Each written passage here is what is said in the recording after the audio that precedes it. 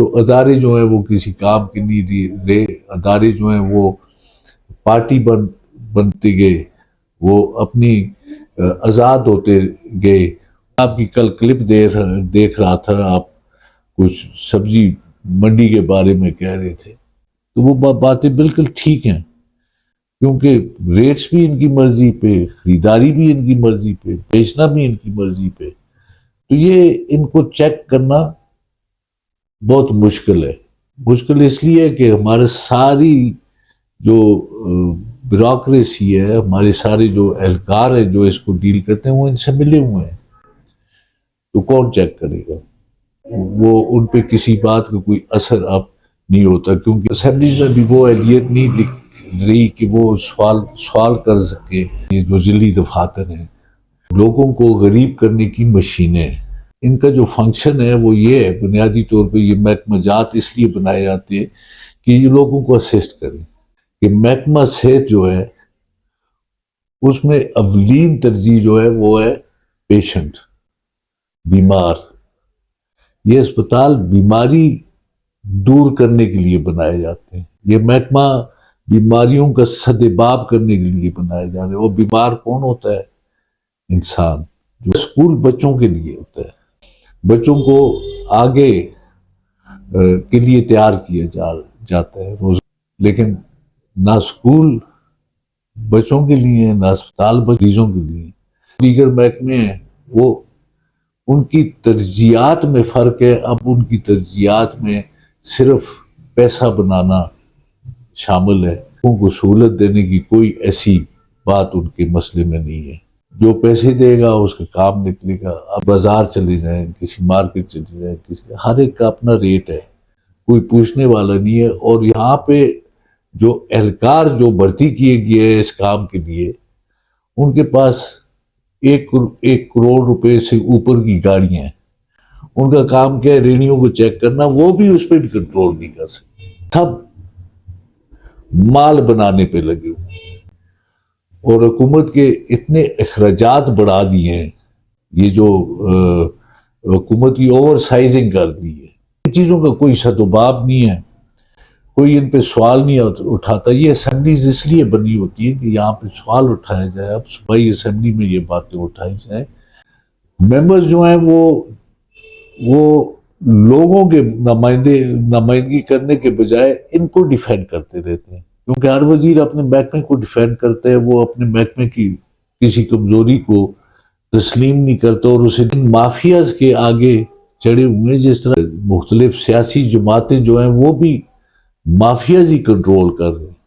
کیونکہ ان کے پاس پیسہ ہے، ان کے پاس وسائل ہیں، اور ان کی ضرورت ہے. ان لوگوں کو الیکشن لڑنے کے لیے ضرورت ہے، ان کے اخراجات پورے کرنے کے لیے ضرورت ہے. تو اس ایک ہی طبقہ ہے پاکستان میں جسے ایلیٹ کلاس کہا جاتا ہے. وہ مانسرہ میں بھی ہے، وہ دوسرے اضلاع میں بھی ہے. اس ملک کا کوئی پرسان حال نہیں ہے. اس ملک کے غریب لوگوں کا، عام شہریوں کا کوئی پرسان حال نہیں ہے. یہ ملک جو ہے اب مافیا کنٹرول ملک ہے. آپ ان سکولوں کی چینز دیکھیں، ان کی کوئی ریگولیٹری اتھارٹی نہیں ہے. ان کو کوئی کنٹرول ہی ان پر نہیں ہے. جتنے آپ کے بورڈز ہیں، جتنے آپ کے کرتا دھرتا ہیں، وہ اس میں ملوث ہیں. اور اب یہ لوگ جو ہے اتنے انفلوئنشل ہو گئے کہ یہ سیاست میں بھی یہ آ گئے. یہاں پہ یہ مافیا جو ہے، اس کی کوئی ریگولیٹری اتھارٹی نہیں ہے. اور سارے ہمارا اسکول سسٹم بھی ان کے ساتھ، جو گورنمنٹ کا جو سسٹم ہے ڈیل کرتا، وہ بھی ان کے ساتھ ملا ہوا ہے.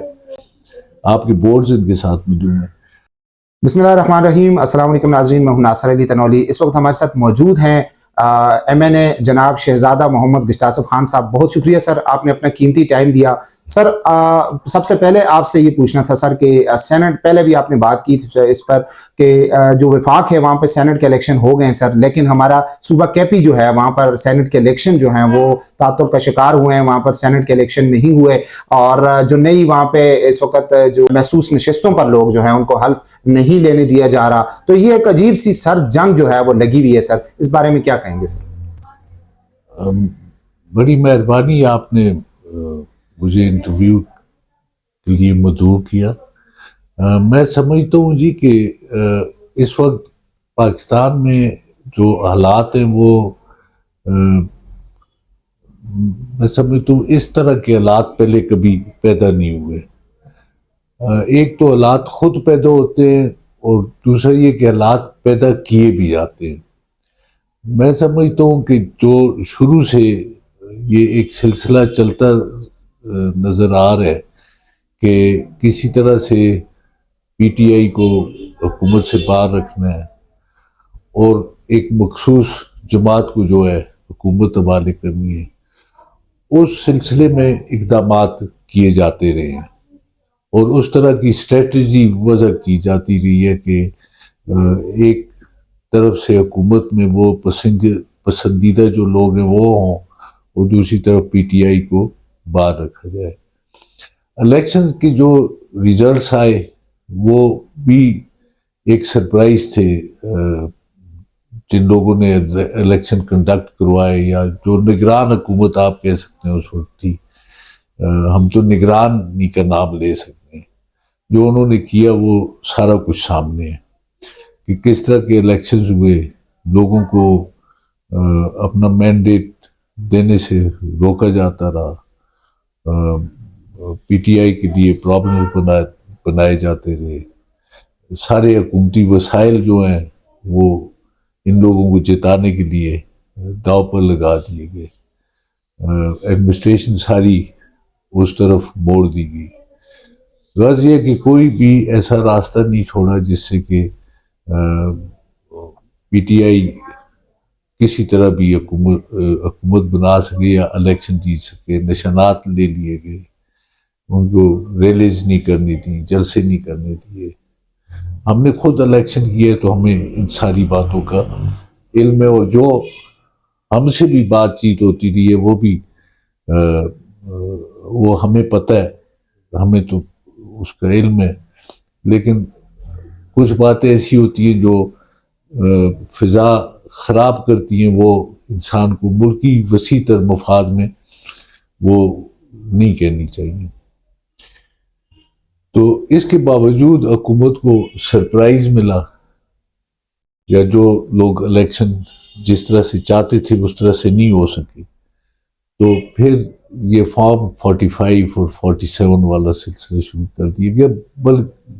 میں سمجھتا ہوں کہ حالات ان وجوہات کی بنا پر خراب ہوتے جاتے گئے، اور اب جو مسئلہ آ گیا کہ حکومتیں بن چکی ہیں لیکن حکومتیں چلنے کے قابل نہیں ہیں، کیونکہ حکومتی ادارے جو ہیں یہ سارا کچھ جو ایکسرسائزنگ کی گئی ہیں اوور دا ایئرز، اسی دفعہ نہیں، اس سے پہلے بھی کی گئی ہیں، تو ادارے جو ہیں وہ کسی کام کے نہیں رہے. ادارے جو ہیں وہ پارٹی بنتے گئے، وہ اپنی آزاد ہوتے گئے، وہ ان پہ کسی بات کا کوئی اثر اب نہیں ہوتا، کیونکہ اسمبلیز بھی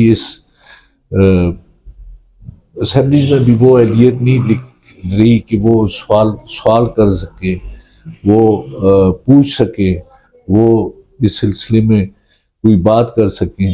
وہ اپنے معاملات میں الجھے ہوئے ہیں، اور ادارے جو ہے اپنی ایک ان کی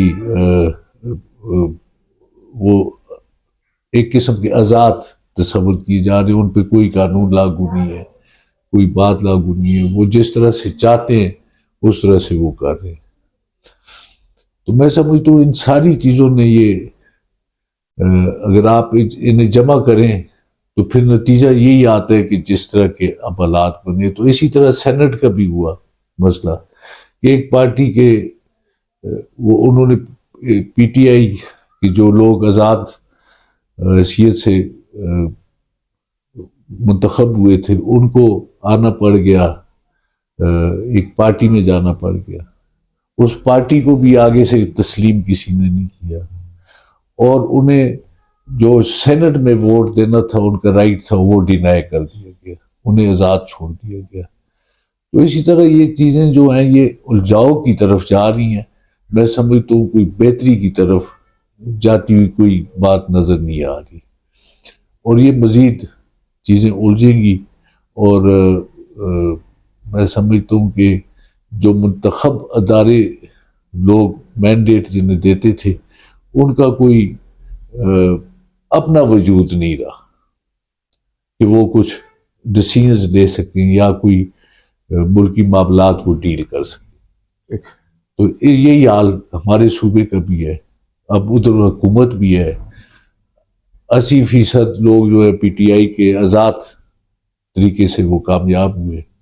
اب ان کے راستے میں روڑے اٹکائے جا رہے ہیں اور ان جماعتوں کو جو شکست کھا چکی ہیں انہیں جو سیٹیں وہ لے نہیں سکتے تھے ریزرو سیٹوں کی صورت میں انہیں سیٹیں دی جا رہی ہیں اور اس پارٹی کو جو ہے وہ باہر رکھا جا رہا ہے. تو حالات تو پھر بگڑتے ہیں. بالکل. اچھا سر, جو صوبہ کے پی ہے اس میں یہاں پر ابھی بعض گشت سنائی دے رہی ہے کہ یہاں پر گورنر راج لگے گا, یہاں پہ جو اسپیکر اور ڈپٹی اسپیکر ہیں ان کے خلاف بھی کنٹمپٹ آف کورٹ کی کوئی کارروائی شروع ہے. اسی طرح دیکھا جائے وزیر اعلیٰ جو ہیں علی امین گنڈا ان کے خلاف بھی کوئی کیسز شروع ہو گئے. تو سر اس چیز کو کس طرح دیکھتے ہیں آپ سر؟ دیکھیے یہ تو سب پہ یہ ہے کہ انہیں حکومت کرنے نہیں دی جا رہی. حالانکہ وہ منتخب ہے, ان کے پاس بہت بڑی میجارٹی ہے پی ٹی آئی کے پاس, لیکن انہیں ہر طرح سے روکا جا رہا ہے. انہوں پہ کیسز بھی بن رہے ہیں اور میں سمجھتا ہوں کہ مزید بنائے بھی جائیں گے اگر اسی طرح سے ان کا ہو رہا. اور اس سے ملکی حالات کسی بہتری کی طرف نہیں جائیں گے بلکہ انتشار اور ٹکراؤ کی سیاست ایک دفعہ, خیر وہ تو جاری ہے لیکن پھر یہ زیادہ طول پکڑ جائے گی اگر منتخب نمائندوں کو ان کا حق نہ ملا. اب یہ جو آپ کہہ رہے ہیں کہ گورنر راج کی بات ہو رہی ہے, گورنر راج کے لیے بھی کچھ ضابطے ہیں. کانسٹیٹیوشنلی ایسے بھی نہیں ہے کہ آپ ایک دم گورنر راج نافذ کر سکتے ہیں. گورنر راج نافذ کرنے کے حالات نہیں ہیں.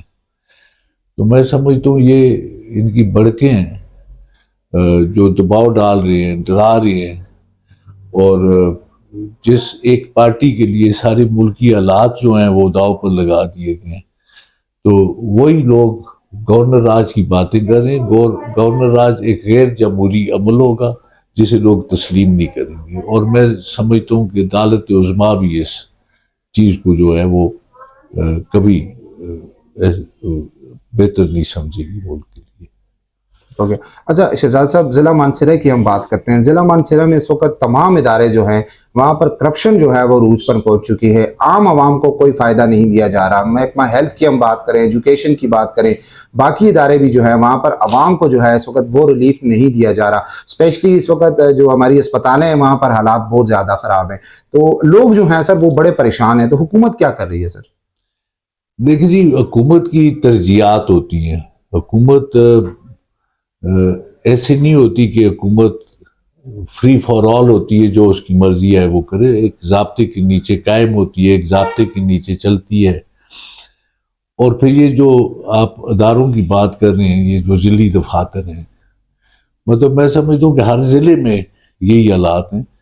یہ جو دفاتر ہیں, یہ میں ایک اصطلاح کہتا ہوں کہ یہ ہمارے صوبے میں یا ملک میں بھی جتنے ادارے ہیں یہ لوگوں کو غریب کرنے کی مشینیں ہیں.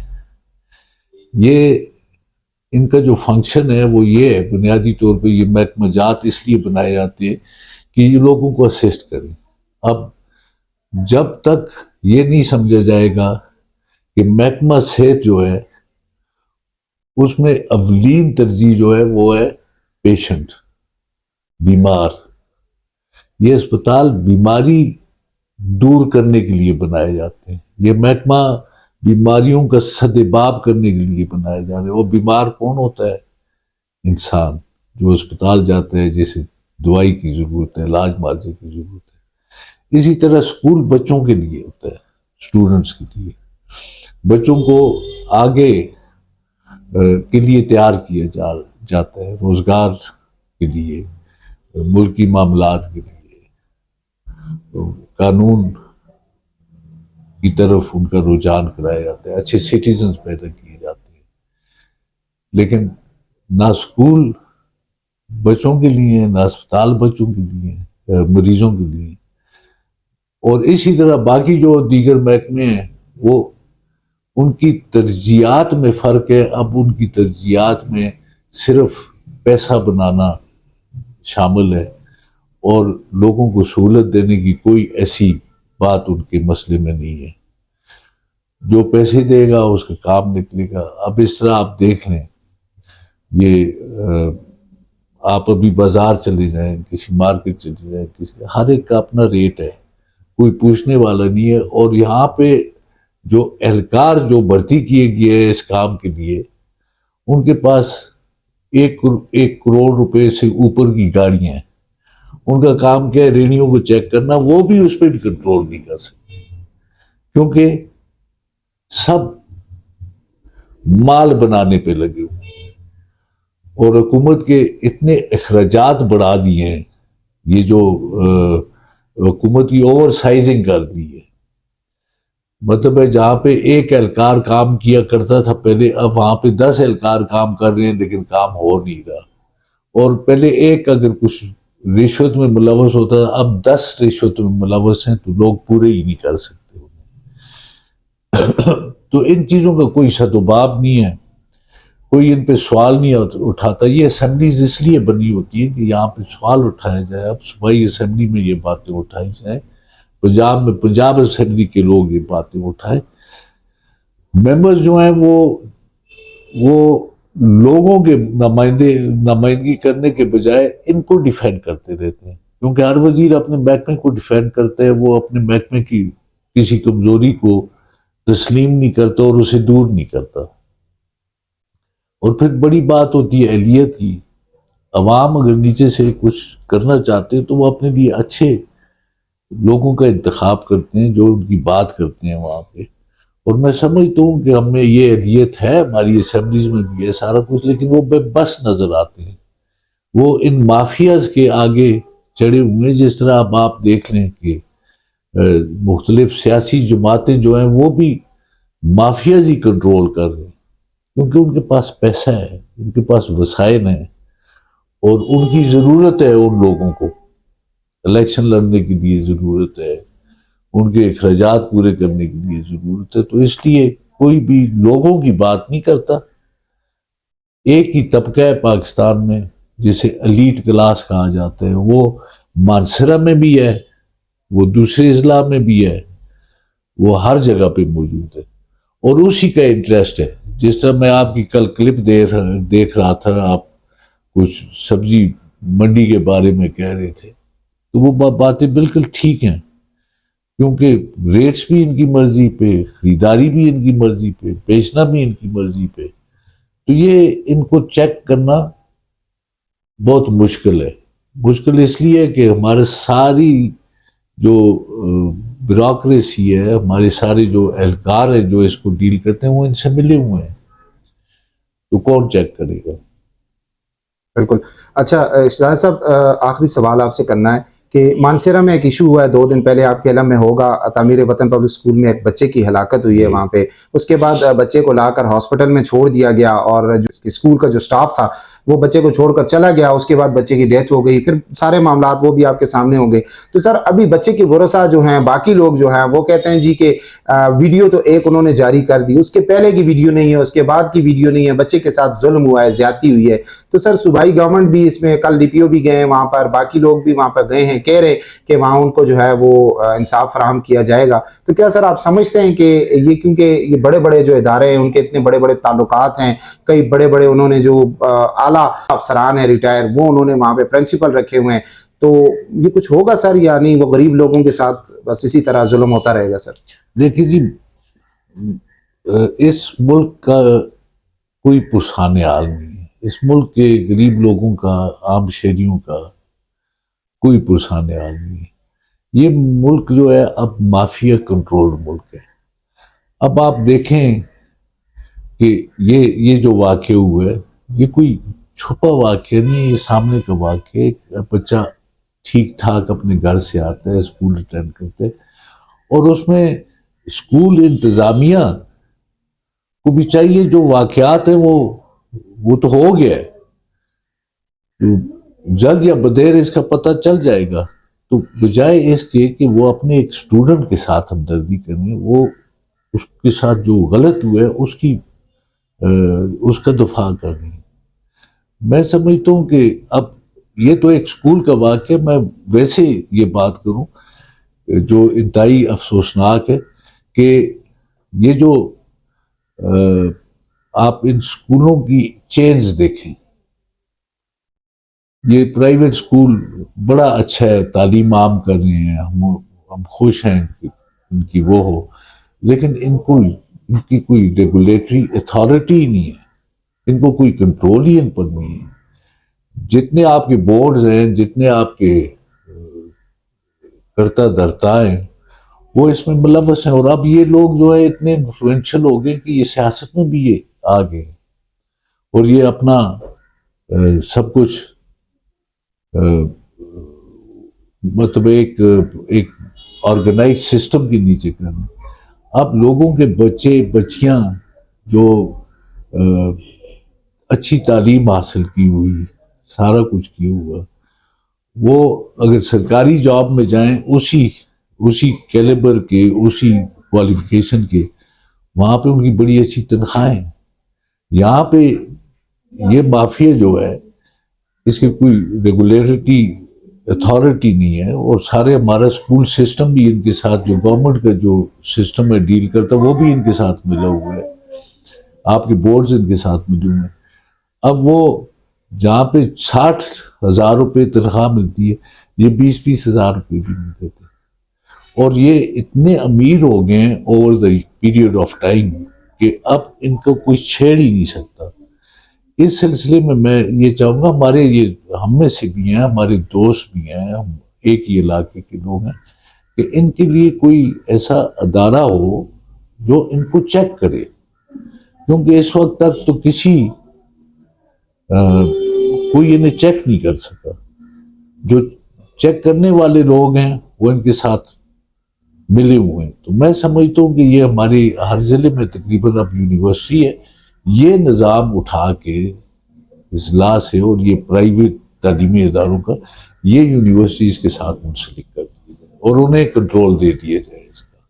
اور وہاں پہ ایسی کوئی چیک اینڈ بیلنس کا نظام کی قائم کیا جائے کہ تعلیم حاصل کرنے کے مقاصد بھی پورے ہوں اور یہ چیزیں انڈر چیک رکھی جائے اور ان کا ایک نظم و نسق ہو.